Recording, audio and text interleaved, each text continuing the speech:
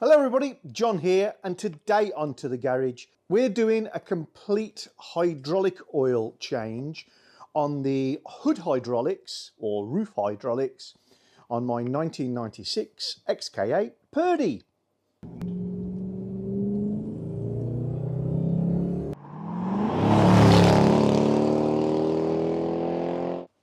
Hi everyone, so why am I doing this? It's a preventative measure. There is a known fault with the XK8 XKR X100, and that is a thing called the green shower. If you've had it, you'll be in no doubt as to why it's called that. And the hydraulic system of the hood blows its hydraulic lines. And you know about that because you start getting green oil in your lap. Why does that happen? A, it's the hydraulic lines have burst. Usually they actually just burst at the union between the metal fittings at the latch end and the actual tubes. Or B, the fluid has gelled, coagulated, got thicker, caused an excess of pressure, and that's caused something to blow off somewhere within the system as well. I have had neither of these problems. And to be fair, it is not as common as various forums would have you believe, because people don't write articles about how their hood is not leaking. So yes, it happens. Yes, it's a real thing, but it is not super common. If you are going to have the issue, it's far more likely in hot climates. I'm certainly not in that.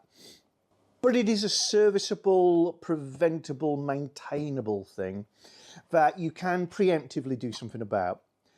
You can replace the entire hydraulic lines with braided hoses, much more robust, or even just new good quality hoses. Quite an involved job.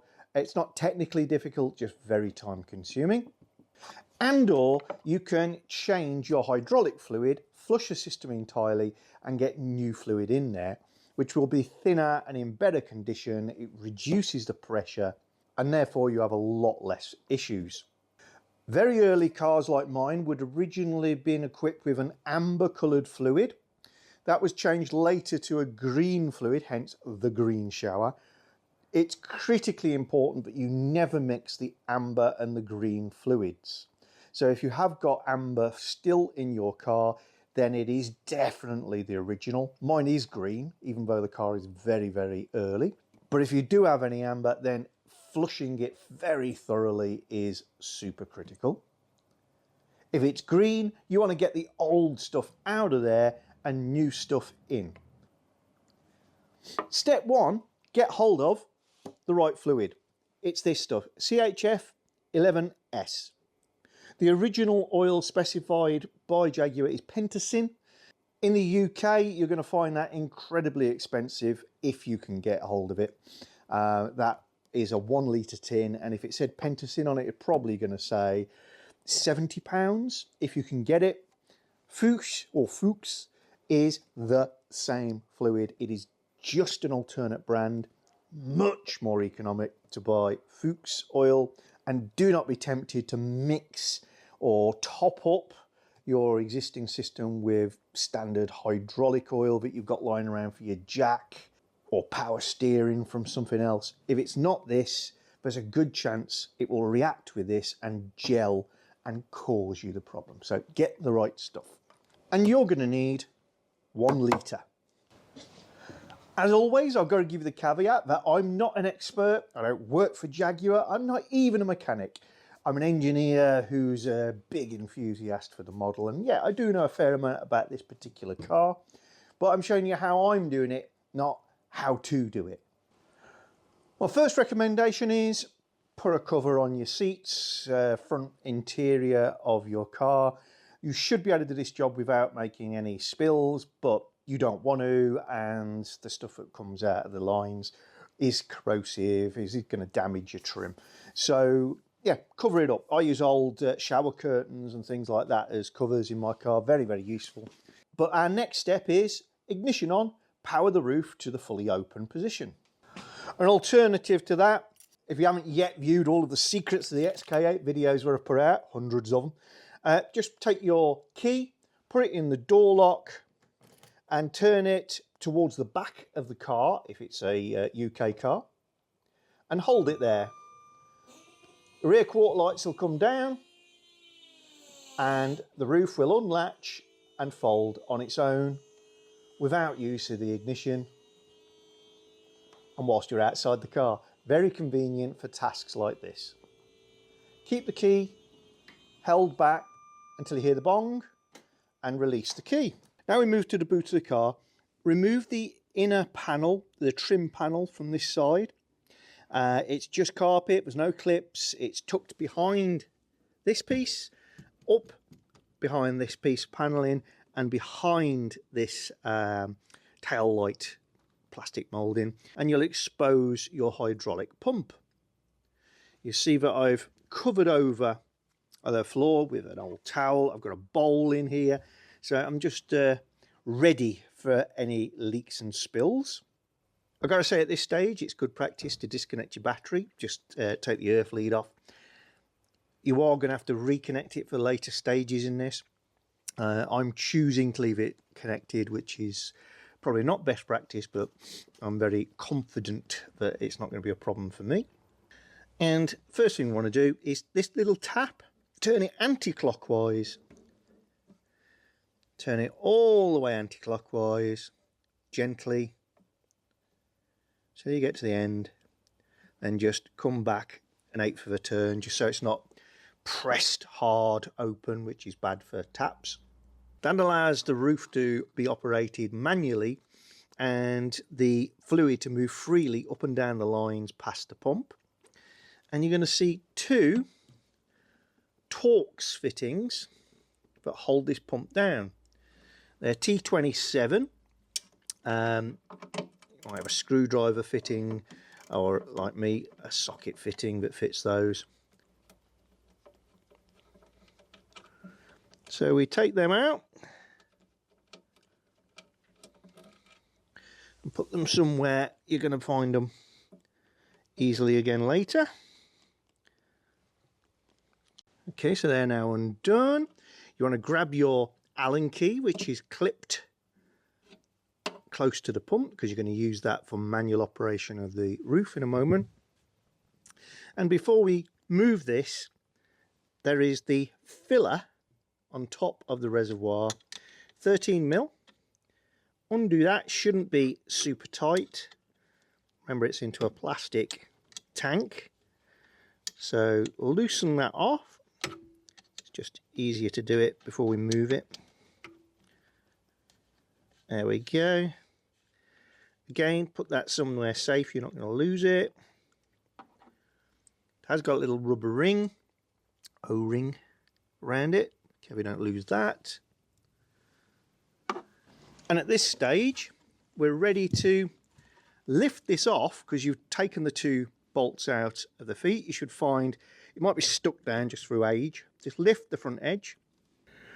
The back is in rubber spiked fittings, so you should find that once the front's loose, you can lift the back. There we go. Pull it out of its mounting.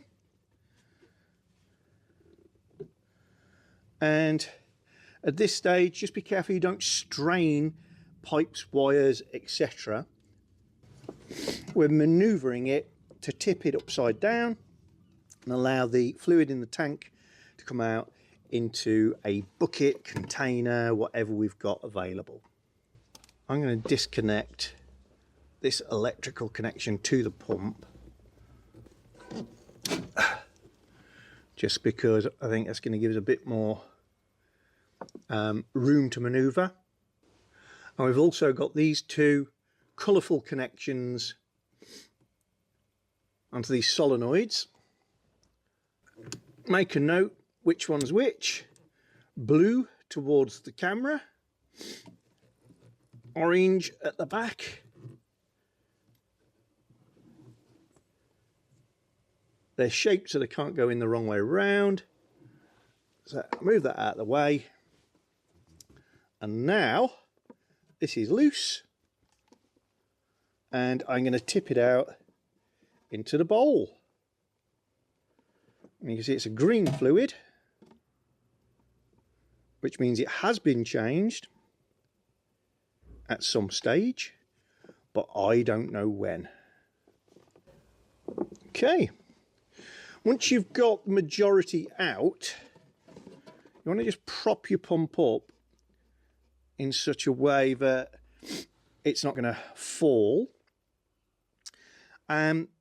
We've got to get the oil that's in the rams, that's where the majority of the oil that's not in that reservoir will be, back into this reservoir. And we're going to do that by manually operating the roof and pushing it back into this reservoir. So with that tap open and our roof folded, we can manually operate this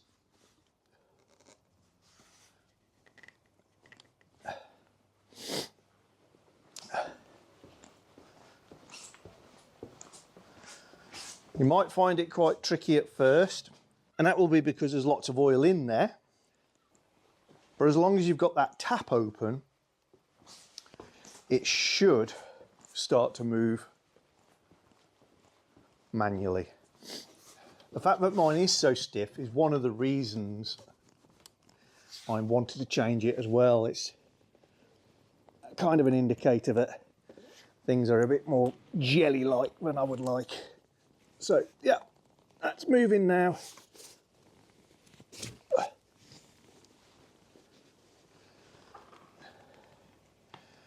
And you can see the oil coming out in the boot. Quite a lot of extra coming out of there. All the way to the front. Don't attempt to latch it. And then bring it all the way back again. And Jag recommend that you work the roof 6 times manually. I doubt that's based on any particular science, but plenty times is the reality. So I'm moving it again now manually. This time it's gone a lot easier. And you can see it forcing more fluid out. Making plenty of gurgling noises.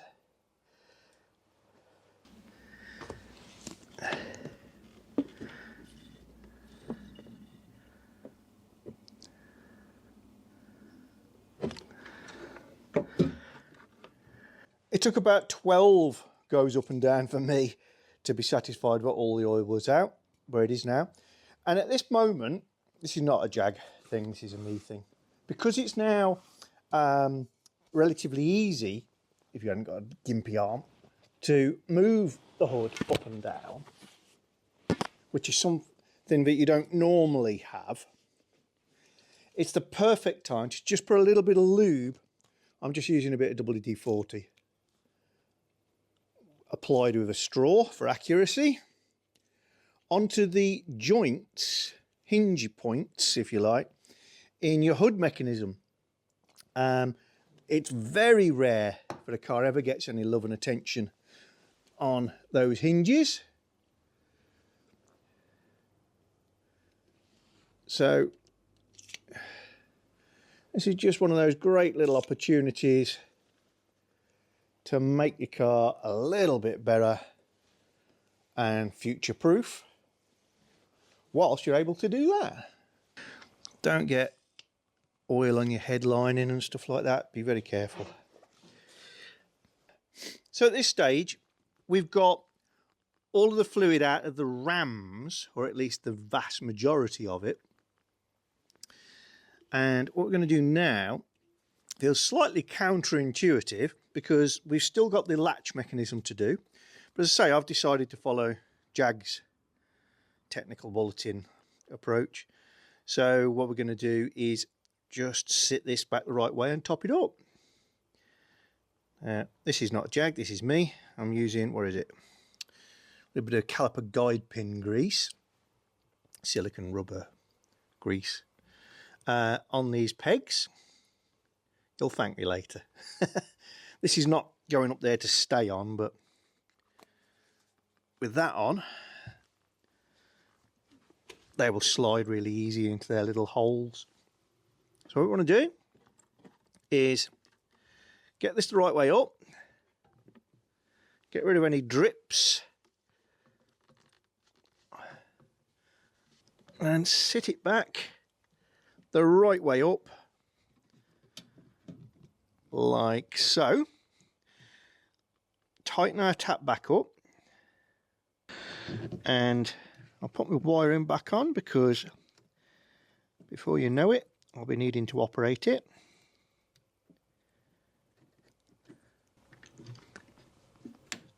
There we go. And then we need to top it up, but before we push it all the way back, keep it there. You just want the unit reasonably flat. This won't be its final fill, so not too worried. Got a funnel. If, like me, your funnel's not got a small enough spout, just wrap some gaffer tape, duct tape around it. It's more than good enough for a temporary job to reduce the diameter. There we go. I'll break the seal on our new hydraulic fluid. We're going to top it up, and the level we're after, there's 2 marks on the end and 2 marks on the side. It wants to be between those two.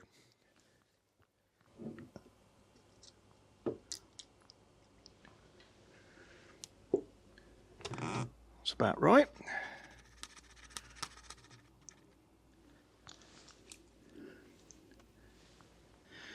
Put our cap on loosely, because it's not the last time we'll go in there. And then I'll just remount it by pushing those lubed spikes back into the holes, and we're done. Stage 1 done. Now for the more time-consuming bit, in my opinion. We've got to purge the lines that run to the header rail that operate the latch mechanism and get the fluid out of those. So to do that, we need to take off this piece of trim, so that we can get at the pipework and mechanism. And your first step is to remove your sun visor, which I've already done on this side. It's pretty easy. This end, you flick, there's a little gap there, the cover off, turn that through 90, and you can see 2 Phillips head screws. And at this end, unclip your visor from that bit that supplies the power. Get a sharp knife and push up there and flick out, and that will open a little cover. There we go. And reveal the screw that holds that one up. Next, I'm going to remove this bezel that's got your interior lighting and various other bits and bobs in. Just go the side near the glass and get your fingers above it and pull down firmly.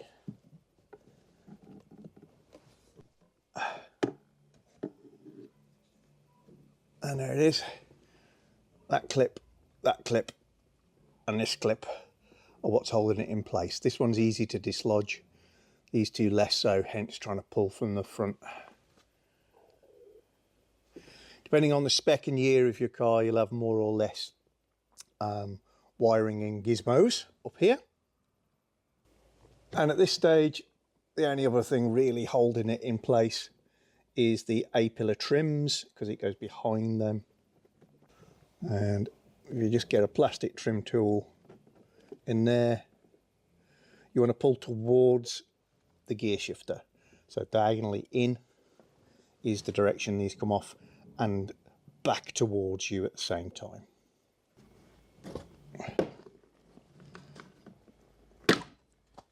There we go. And again, depending on year and spec, and maybe electronics in your A-pillar. So be careful you don't pull any wiring. You may have tweeters in there, airbag sensors, etc. With all that removed, we've nearly got the access we need. But I've got this trim panel on here. First thing is you need to release this little pop clip here. It pushes through the seal. It's like a, I guess you call it banana clip. Where you find the other end of it here, the lights not hide it, there we go.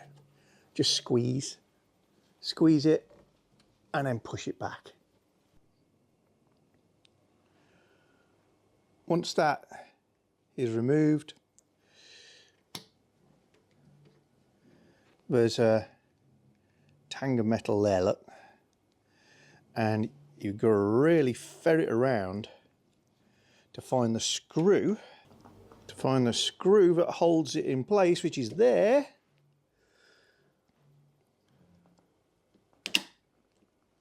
There we go.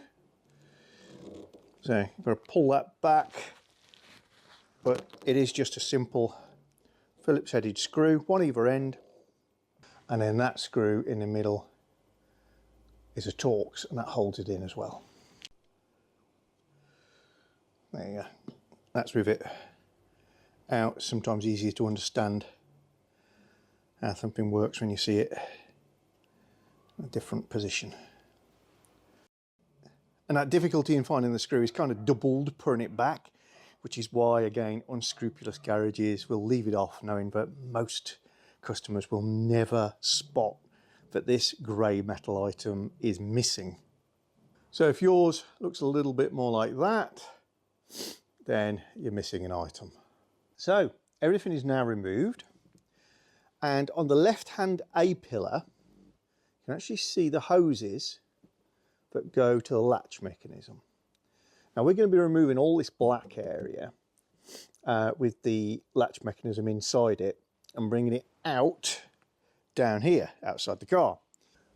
So before we do that, you want to detach any cable ties that are holding the pipework into your car, or detach the clips like that are holding it to your car, so that when you move this you're not restrained in any way.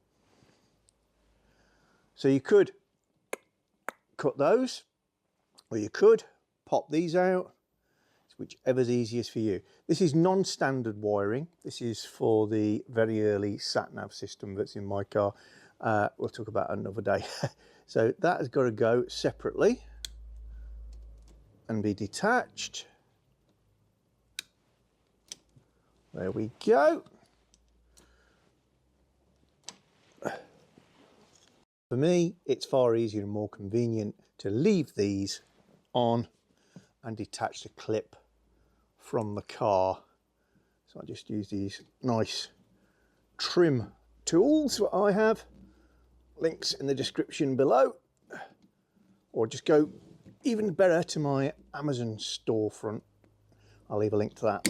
You can find all the bits I've ever ordered from Amazon for use on the channel. And that's it. That's all free. So now we've got a series of T30 Torx bolts around this unit, but release it was 10 bolts. 1, 2, 3, 4, 5, 6, 7, one at the top, 8, and there's another one here, 9. One I can't see while I'm lying down. And then there's 3 that are slotted. Let me show you those, they're the most important. Here, this hole, if you can see, it's not a hole, it's a slot. There's another one symmetrically opposite. And if I get right down and look up, this one is slotted. So you leave them attached, And then when you got all the other bolts out, you can just slacken them off slightly and slide the panel out from behind them. It means it's much easier to get it in and out because there's a little bit of weight and there's things connected to it. You will need to disconnect the clips, which I've disconnected the wiring from for the sun visor illumination, but the clips are attached to this panel, so you need to slide them off. They're just pushed. They're just pushed onto these metal tangs through a little loop. So if you push them toward the middle of the car, they should just jump off.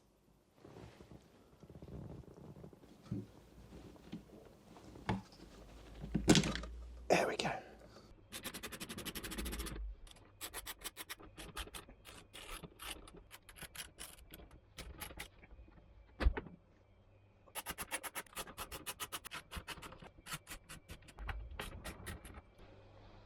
Okay, so I've removed the 10 and I've loosened 2 of the 3 slotted.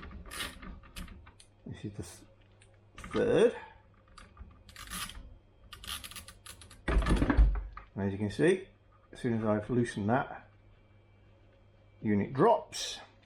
Is lower it down and pull it back towards me slightly, and we have the unit off. There we go. Obviously don't strain your pipe work. There's an electrical connector here, which we need to disconnect. And then we can bring this outside of our car.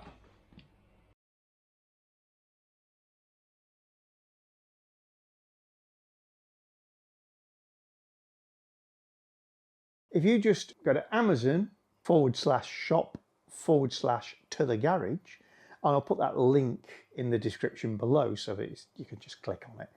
It takes you to a to the garage area of Amazon that is categorized into hand tools, power tools, gadgets and gizmos, things specifically the XK8, etc.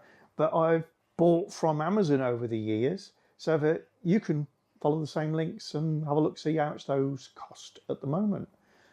Nice little feature. Thank you, Amazon. If you're enjoying our channel, then don't forget to subscribe and click the little bell icon so you get notifications of new videos. And please give us a thumbs up or thumbs down, and you can share the videos. And below the video is always the area where you can comment and get involved with the chat.